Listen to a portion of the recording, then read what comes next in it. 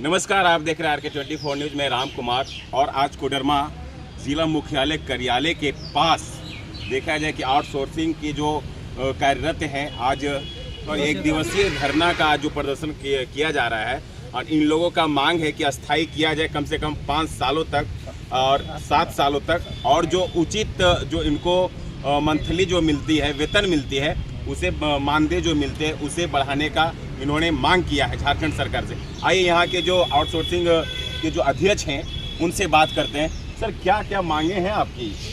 मांग तो सबसे पहला हम लोगों का ये बोलिए। हम लोगों की मांग ये है कि सरकार को, जैसे कि इसके पहले लिपिक संवर्ग के लोग जो कर्मचारी संघ मतलब वो हड़ताल किए गए थे, उसमें हम लोगों भी साथ दिया था। तो उसके बाद जब हड़ताल समाप्ति की ओर आई तो उसमें मांग हम लोगों की भी रखी गई थी अराजपत्रित कर्मचारी महासंघ के बैनर तले।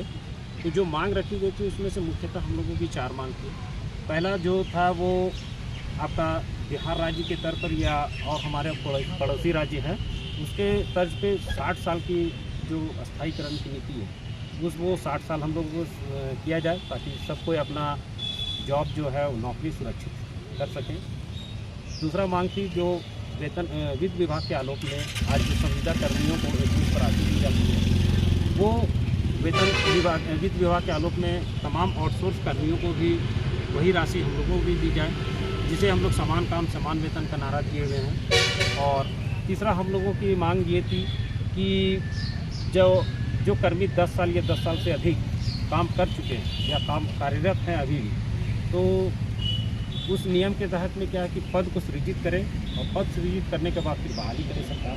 अच्छा, अगर ये मांग को अगर पूरा नहीं करती है सरकार या आपके जो अंचल में जो चल रही है, चाहे आप कुछ यहाँ पे आउटसोर्सिंग वाले हैं जो कंप्यूटर ऑपरेटर हैं, कुछ ड्राइवर हैं, कुछ सफाई कर्मी हैं, मतलब कुछ लिपिक हैं और काफ़ी लोग यहाँ पे हैं लोग, और काफ़ी जो 4 मांगे हैं आपकी, अगर नहीं सरकार इस पे अमल करती है तो क्या करेंगे आप? अभी तो हम लोग एक दिवसीय धरना का प्रोग्राम ये हुआ है और 15/6/2025 को रांची के मोराबादी मैदान में राजभवन के समक्ष 24 जिला के द्वारा आउटसोर्स कर्मियों के द्वारा एक महारैली का वहाँ पे प्रोग्राम किया जा रहा। तो अगर इसके बावजूद सरकार के कानों तक या सरकार के समक्ष अगर आवाज़ नहीं जाती है या सरकार इस पर कुछ विचार विमर्श नहीं करती है तो ये फिर आक्रोश रैली के रूप में जाएगी और अनिश्चितकालीन हड़ताल करना निर्धारित। चलिए, आपने सुना और देख भी रहे होंगे, और हमारे साथ एक और कमेटी से जुड़े हुए हैं। काफ़ी प्रयास रहा है इनका, काफ़ी दूर दूर भी गए हैं इन मांगों को लेकर के। सर, देखा जाए कि जिस क्षेत्र में हमारे झारखंड राज्य में खास करके विभिन्न मांगों को लेकर प्रत्येक महीना या प्रत्येक सप्ताह या प्रत्येक साल देखा जाए कि कहीं ना कहीं झारखंड सरकार की लापरवाही के कारण आज आउटसोर्सिंग है। कुछ इससे पिछले बार चले तो फिर पंचायत सेवक लोग भी धरना किए थे, रोजगार सेवक लोग भी धरना किए थे, और अब तीसरा आप लोग की पारी आउटसोर्सिंग की पारी। तो क्या कहना चाहेंगे आप? धन्यवाद। पहले तो मैं आपके चैनल को देता हूं कि आपने जो आउटसोर्स कर्मियों की जो मांग है और जो हड़ताल है उसके लिए आपने न्यूज़ पे चलाना चाहा है, इसके लिए पुनः मैं सभी कर्मियों की ओर से धन्यवाद देता हूं, क्योंकि इन्हें आउटसोर्स कर्मियों को झारखंड अराजपत्रित कर्मचारी महासंघ पूरा राज्य शाखा इकाई इनको सपोर्ट कर रही है और अपने बैनर तले अपने नेतृत्व में इनकी मांगों को पटल पर रखा है। सबसे पहली बात कि आउटसोर्स कर्मी, संविदा कर्मी, अनुबंध कर्मी और सरकारी कर्मी में जो सरकार बांटने का काम किया है उसको हम एक सिरे से निंदा करते हैं। आज हम लोगों को बीच में वो घोर क्या उसको बोलते हैं, बांटने का काम करके शोषण का काम कर रही है। एक ही टेबल पर हम काम करते हैं सरकारी कर्मी, नियमित कर्मी, उसी टेबल पर मेरा छोटा भाई जो आउटसोर्स पर काम करते हैं, ये दोनों में घर फोड़ने का काम किया जा रहा है। इसके लिए हम समान काम का समान वेतन की मांग करते हैं तब तक के लिए जब तक कि इनकी नियमितीकरण नहीं हो जाती है। महासंघ इसके लिए इनका छतरी का रूप लेकर इनके साथ एक एक कदम पर खड़ी है। दूसरी बात, जब ये आउटसोर्स के कर्मी हैं और इन्हें सरकार के द्वारा जब कभी धमकाया जाता है कि भैया तुम आओ आज तुमको निकाल देंगे, कल निकाल देंगे नौकरी से। ठेकेदारी प्रथा को बंद करें और जैसे सरकारी कर्मियों को ट्रेजरी रूट से पेमेंट होता है उसी प्रकार से इनको श्रम विभाग के द्वारा जो नियम बनाया गया है और जितना समान काम का समान वेतन है उस रूट से पेमेंट करने का हम मांग करते हैं।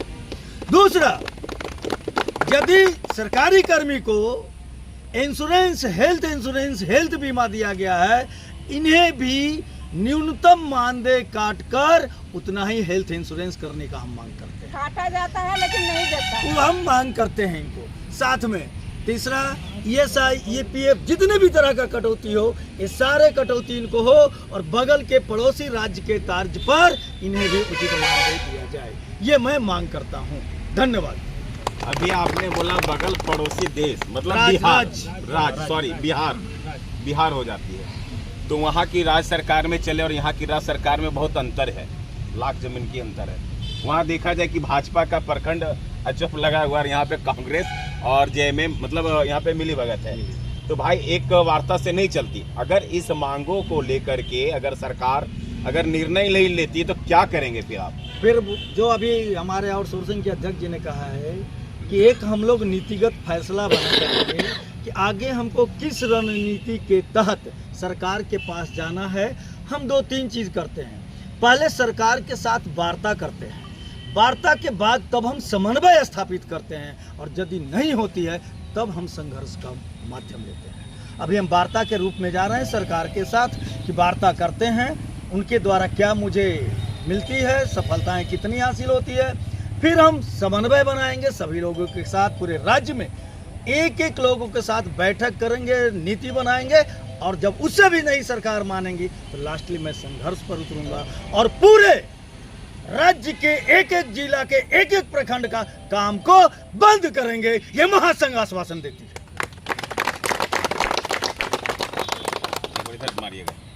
आप लोगों ने सुना और देख भी रहे हैं अभी कि अगर इन लोगों की मांग अगर पूरी नहीं होती आउटसोर्सिंग वाले लोगों का, तो जिन्होंने अपनी समय पे ड्यूटी करते हैं और समय से ऊपर भी ड्यूटी करते हैं, कुछ लोग यहाँ पे हैं, जैसे कंप्यूटर ऑपरेटर हो गए, अगर किसी तरह का अंचल में कुछ कार्य होता है तो भाई 10 भी बज जाता है, 12 भी बज जाता है रात, ना खाने की उनको मिल पाती है, ना पीने की मिल पाती है, पानी की भी व्यवस्था नहीं होती है, कहीं कहीं ऐसी जगह में है।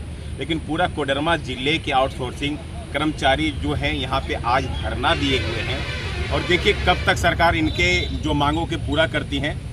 फिर आपको RK24 के माध्यम से दिखाया जाएगा। और आइए कुछ देखते हैं आउटसोर्सिंग के कार्यरत जो हैं।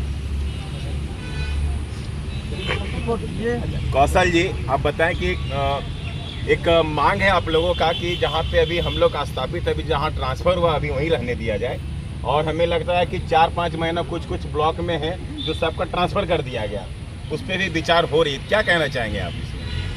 नहीं, वो तो हमारे यहाँ DC साहब का भी है, सरकार का आदेशानुसार किया गया ट्रांसफ़र, तो उसमें विशेष तो अभी चर्चा नहीं कर सकते हैं हम लोग, क्योंकि जो जहाँ हैं हम लोग काम करने के लिए आए हुए, तो किसी भी अंचल किसी भी ब्लॉक में दे दिया जाए हम लोग काम करेंगे। और कोई भी अंचल या कोई भी ब्लॉक गलत नहीं होता है हम लोगों के लिए, सभी ठीक है। हम लोग का तो मांग है अभी तत्काल में आउटसोर्सिंग का। जैसे कि बता देना चाहते हैं कि सरकार की कितना भी महत्वपूर्ण योजनाएं भी चल रही है, जैसे कि अबुआ आवास हो, मैया योजना हो, और चुनाव के पहले आपकी सरकार आपके द्वार कार्यक्रम चला, इसमें कहीं ना कहीं आज सफाई कर्मी हो, वाहन चालक हो, अमीन हो या हम जैसे ऑपरेटर हो, हम लोग का योगदान काफ़ी रहा। हम लोग का बदौलत ही कह सकते हैं कि ये प्रोग्राम भी सरकार का सफल हुआ। तो हम लोग दिन रात करके सरकार को हर एक प्रोग्राम को सफल बनाने में अपना यहाँ योगदान देते हैं। तो हम लोग को भी आशा पूर्ण विश्वास है कि सरकार भी हमारे मांगे को ज़रूर देखेंगे, क्योंकि जितना भी वर्तमान में हम लोग को कटौती करके एजेंसी के द्वारा वेतन मिल रहा है, ये वेतन सम्मानजनक तो क्या बोलने लायक भी नहीं है कि हम लोग कहीं बोल सके कि हम लोग को इतना वेतन दिया जाता है। बोलने में भी कहीं न कहीं शर्म आती है। नहीं, आप बोल सकते हो, अपन बोल सकते हैं, क्योंकि ताकि सरकार के नज़र में आए, पब्लिक के नज़र में आए। लोग कहते होंगे कि आउटसोर्सिंग वाले को 70,000 80,000 रुपये मंथली मिल रहा होगा, लेकिन कम से कम आप कैमरा फ्लैक्स में बता सकते हैं कि हमें इतनी मानदेय मिलती है। भैया आउटसोर्सिंग में भी हम लोग को कई विभाग में कई कंपनी के द्वारा अलग अलग निर्धारित किया हुआ है। कुछ है कि हम लोग रेवेन्यू डिपार्टमेंट में एवरग्रीन के थ्रू रहते हैं, कुछ है कि शिवा प्रोडक्शन के तरफ है, कुछ है कि राइडर के हैं, कुछ है रितिका के तरफ। तो हर एक कंपनी अलग अलग करके वेतन को तय किए हुए हैं। हम लोग इस तरह का है कि बीच में हम लोग का मानदेय 9,000 रुपया हो गया था, फिर कुछ कुछ करके बढ़ते जा रहा है और बढ़ के अभी 19,000 तक आया हुआ है। अब बताइए कि 19,000 रुपया में क्या घर चलना, हम लोग घर से 200 किलोमीटर दूर में जाके रह रहे हैं, क्या 2 जगह का चूल्हा जलाना पॉसिबल है? तो सरकार से आशा करते हैं हम लोग सभी सहपाठी मिलकर ये हमारी मांग को पूरी करें वो, अन्यथा तो हम लोग भी फिर लाचार होकर धरना प्रदर्शन में उतरना ही होगा। मतलब ओनली ऑन 19,000 मिलता है, जिसमें टीएडीए की कोई ये नहीं है? नहीं है। आपने सुना, और मैं दिखाना चाहता हूँ अपने कैमरा के फ्लैश के जरिए कि अभी उन्होंने बताया कि पहले 9,000 रुपये मिलती थी, अभी 19,000 रुपये हुई हैं। आँख में आंसू झलक गई हैं।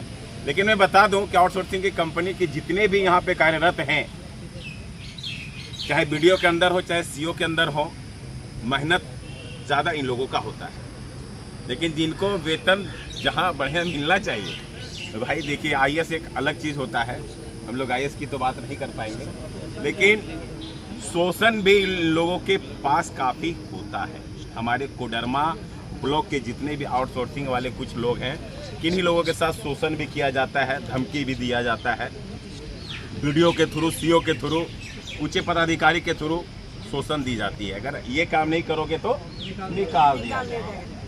तो और एक हमारे साथ एक समझिए माता सौरभ भी हैं, यहाँ पे जुड़े हुए हैं। काफ़ी आज इनका भी दर्द काफ़ी सामने आ रहा है कि वेतन में सिर्फ पैसा कटता है लेकिन मिलता नहीं है। क्या सच्चाई है? ये बात तो सच है कि वेतन से कटौती होता है, ESI के भी कटौती होता है, PF का भी कटौती होता है और बोनस का भी कटौती होता है, लेकिन वो सब हम लोग को मतलब कुल काट करके कितना पैसा आपके खाते में आता है? बस 16,400। 16,400। 19,000 में जो आपके कुछ पैसा काट करके 16,400 रुपये आपको मिलती हैं। जी, मैं लिपिक में हूँ, जबकि 99 से मैं यहाँ पर काम कार्यरत मतलब कर चुकी। मैं झारखंड आंदोलनकारी महिला हूँ और जिसके कारण मुझे आज यहाँ आउटसोर्सिंग में काम करके भी मुझे प्रशस्ति पत्र मिल करके भी हेमंत सोरेन के करीब रहने पर भी हमको यहाँ आज खड़ा होकर के आउटसोर्सिंग के खिलाफ मतलब आवाज़ उठाना पड़ रहा है और उठाएंगे। महिला करके विशेष करके महिला रोड पर उतर जाएगी अगर इस बात को नहीं मानेंगे सरकार तो। अच्छा, देखा जाए कि आप जैसे अभी झारखंड राज्य बिहार से अलग करके लाए हैं, उसी तरह आज आउटसोर्सिंग को भी प्रतिनियुक्त करके हम लोग सामने ले आएंगे कंपनी को हटाने के बाद। अभी आप कहाँ कार्यरत हैं? अभी हम चंदवारा अंचल में कार्यरत हैं। अभी देखा कि आपने इनकी आंसू झलक रही हैं और काफ़ी ये मायूस हैं, झारखंड सरकार को ब्लेम लगा रही हैं।